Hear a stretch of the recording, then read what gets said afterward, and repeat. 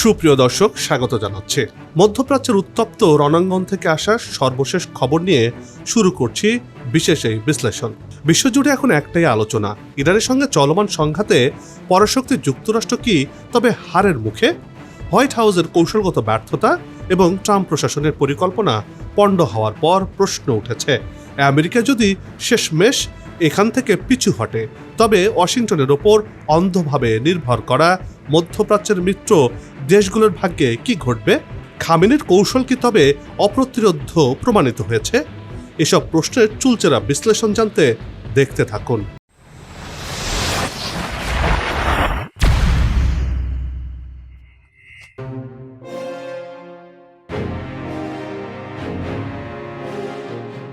বিশ্ব পরাশক্তি আমেরিকা ইরানের বালুতে আটকে গেছে। হোঁচট খেয়েছেন মার্কিন প্রেসিডেন্ট ডোনাল্ড ট্রাম্প। প্রথাগত সামরিক শক্তির বিচারে মার্কিন যুক্তরাষ্ট্র ও ইসরায়েলের যৌথ সামরিক অভিযান ইরানের সামরিক অবকাঠামো, রাডার সিস্টেম এবং নৌবাহিনীর বড় ধরনের ক্ষতি সাধন করতে পেরেছে ঠিকই, কিন্তু যুদ্ধের সব হিসেব নিকাশও বদলে দিয়েছে ইরান। কারণ আধুনিক যুদ্ধের সংজ্ঞা আর ভূ রাজনীতি কেবল বোমা বর্ষণের হিসাব নয়। কৌশলগতভাবে যুক্তরাষ্ট্র ও ট্রাম্প প্রশাসন যে লক্ষ্য নিয়ে এই সংঘাতে জড়িয়েছিল তার প্রায় প্রতিটি ক্ষেত্রেই হোঁচট খেয়েছে। অর্থাৎ ইরানের সাথে যুদ্ধে জড়াতে যে মার্কিন যুক্তরাষ্ট্র ইরানের বালুতে আটকে গেছে।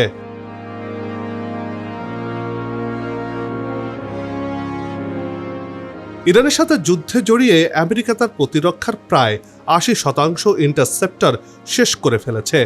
মার্কিন সংবাদ মাধ্যম CNN এর তথ্য জানিয়েছে, একই সময় প্যাট্রিয়ট ক্ষেপণাস্ত্র প্রতিরক্ষা ব্যবস্থার প্রায় অর্ধেক ইন্টারসেপ্টরও খরচ হয়ে গেছে।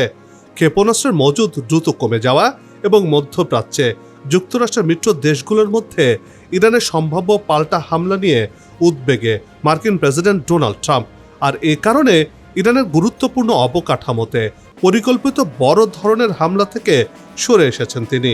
বিশ্লেষকরা বলছেন, রীতিমতো ইরানের কাছে যুদ্ধে চরম মার খেয়ে আত্মসমর্পণ করছে আমেরিকা। এখন তো পালিয়ে যাওয়ার পথ তৈরি করছে ট্রাম্প প্রশাসন।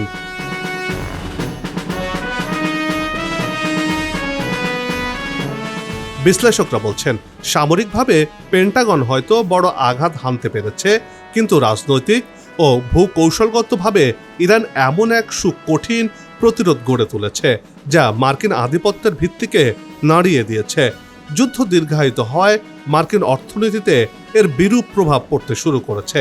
পেন্টাগনের ব্যয় আকাশচুম্বী, যা খোদ মার্কিন কংগ্রেসে তীব্র সমালোচনার জন্ম দিয়েছে।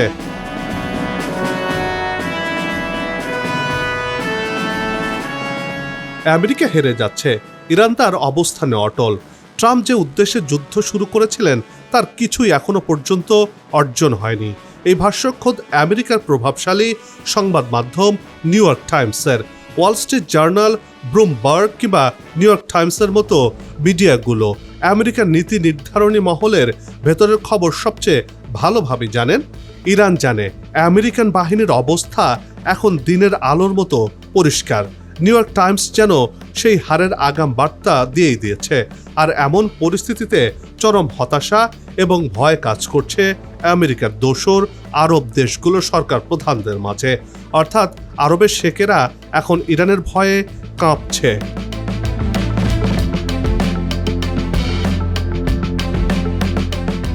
ইরান যে কথায় নয় কাজে বিশ্বাসী, সেটি এবার হারে হারে টের পাচ্ছে আমেরিকা, ইসরায়েল আর তার দোসর উপসাগরীয় দেশগুলো। দ্য নিউ ইয়র্ক টাইমসের বিশ্লেষণে বলা হয়েছে, সামরিক চাপ থাকা সত্ত্বেও ইরানের কৌশলগত অবস্থান পুরোপুরি বদলানো সম্ভব হয়নি।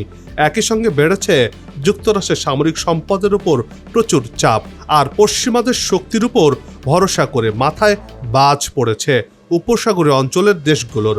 6 মাসের টানা সামরিক অভিযান, হাজার হাজার কোটি ডলারের অস্ত্র, যুদ্ধবিমান, নৌবহর এবং মধ্যপ্রাচ্য জুড়ে নজিরবিহীন সামরিক উপস্থিতি। কিন্তু এত কিছুর পরও আমেরিকার হিসেবের খাতা একেবারেই শূন্য।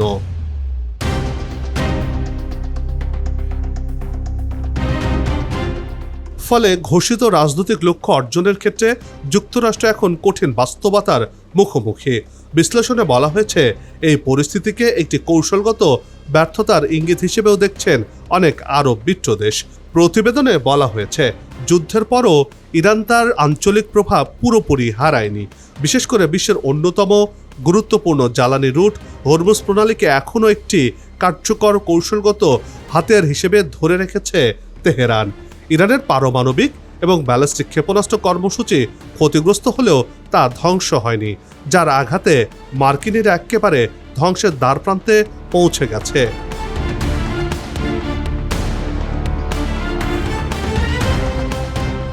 বিশ্বজুড়ে সামরিক উপস্থিতি বজায় রাখতে প্রয়োজনীয় অস্ত্র ও গোলা বারুদের ওপর চাপ বাড়ছে যুক্তরাষ্ট্রের।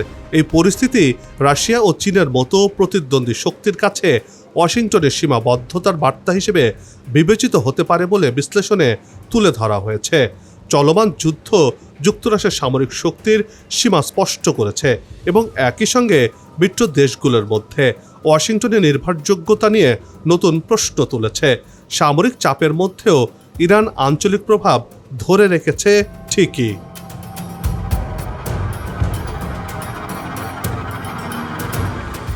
মধ্যপ্রাচ্যে উত্তেজনা অব্যাহত রয়েছে। ইরানের সামরিক উপদেষ্টা মোহসেন বেজাই যুক্তরাষ্ট্রের বিরুদ্ধে কঠোর হুঁশিয়ারি দিয়ে বলেছেন, ইরানের বন্দরগুলোতে মার্কিন নৌ অবরোধ অব্যাহত থাকলে এ অঞ্চলে অবস্থানরত যুক্তরাষ্ট্রের জাহাজ ও সামরিক বাহিনী গুরুতর ঝুঁকি ও প্রাণহানির মুখে পড়তে পারে।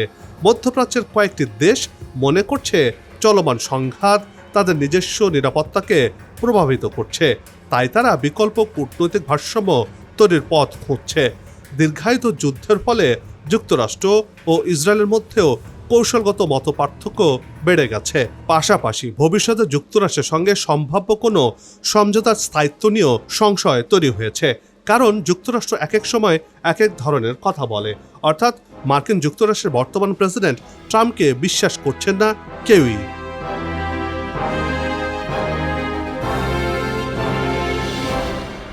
যুক্তরাষ্ট্রের ইউরোপীয় মিত্রদের উদ্বেগের বিষয়টি উঠে এসেছে সুস্পষ্টভাবে। ট্রাম্পের পূর্ববর্তী পররাষ্ট্রনীতি, ন্যাটো নিয়ে অবস্থান এবং গ্রিনল্যান্ড ইস্যুতে তার মন্তব্য ইউরোপীয় মিত্রদের মধ্যে অনিশ্চয়তা বাড়িয়ে দিয়েছে।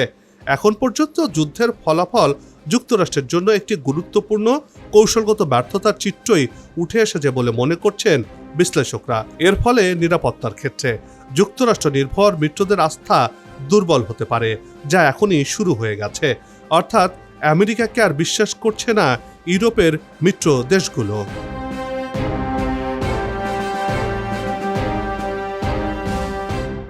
আরেকটি গুরুত্বপূর্ণ বিষয় হলো যুক্তরাষ্ট্রের আঞ্চলিক মিত্রদের নিরাপত্তা, যেটি একটু আগে বিশ্লেষণ করছিলাম, তারও একটু বড় ধরনের বিশ্লেষণে যাওয়া যাক। যুক্তরাষ্ট্রের কয়েকটি ঐতিহ্যবাহী মিত্র দেশও এখন বিকল্প কূটনৈতিক ভারসাম্য খুঁজছে। নিউ ইয়র্ক টাইমসের বিশ্লেষণে বলা হয়েছে, মধ্যপ্রাচ্যের কয়েকটি দেশ ওয়াশিংটনের সঙ্গে সম্পর্ক বজায় রাখলেও একই সময়ে ইরান, ইউরোপ, চীন ও রাশিয়ার সঙ্গেও যোগাযোগ বাড়ানোর চেষ্টা করছে। উপসাগরীয় বিভিন্ন দেশে মার্কিন ঘাঁটি রয়েছে। পাশাপাশি সৌদি আরব, সংযুক্ত আরব আমিরাত, কাতার সহ একাধিক দেশ নিরাপত্তা ও অর্থনৈতিক দিক থেকে সংঘাতের প্রভাব নিয়ে বেশ উদ্বিগ্ন। কারণ যুদ্ধ ছড়িয়ে পড়লে শুধু সামরিক নয়, জ্বালানি রপ্তানি, বাণিজ্য এবং বিনিয়োগও ক্ষতিগ্রস্ত হতে পারে। অর্থাৎ আরব শেখদের গদি আর টিকে থাকবে না বলেই মনে করছেন অনেক আরব দেশের নেতারা।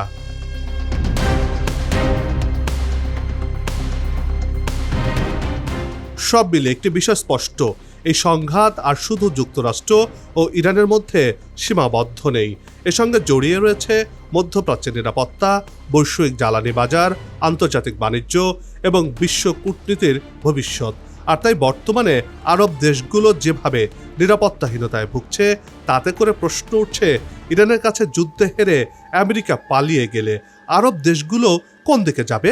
এই ভাবনায় এখন মগ্ন উপসাগরীয় অঞ্চলে মার্কিনীদের দোসর আরব শেখরা।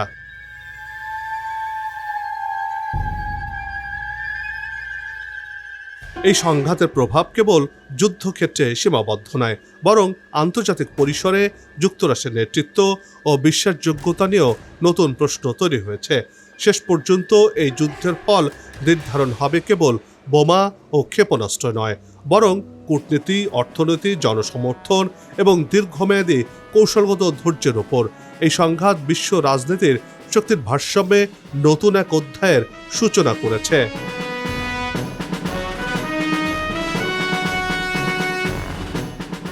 পরিশেষে বলা যায়, মধ্যপ্রাচ্যের এই রণাঙ্গন প্রমাণ করে দিয়েছে যে আধুনিক বিশ্বে কেবল সামরিক শক্তি দিয়ে চিরস্থায়ী আধিপত্য বিস্তার করা সম্ভব নয়। ইরানের সুকঠিন প্রতিরোধ এবং আমেরিকার কৌশলগত বেড়াজাল পুরো বিশ্বকে এক অনিশ্চিত ভবিষ্যতের দিকে ঠেলে দিয়েছে। যদি এই অবস্থা চলতে থাকে তাহলে হয়তো তৃতীয় বিশ্বযুদ্ধ শুরু হয়ে যেতে পারে বলেই মনে করছেন অনেক বিশ্লেষক।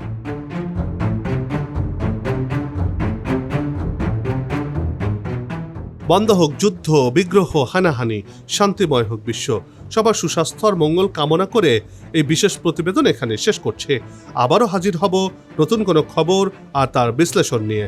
নিজে ভালো থাকুন, দেশকে ভালো রাখুন আর আমাদের সাথেই থাকুন। ধন্যবাদ।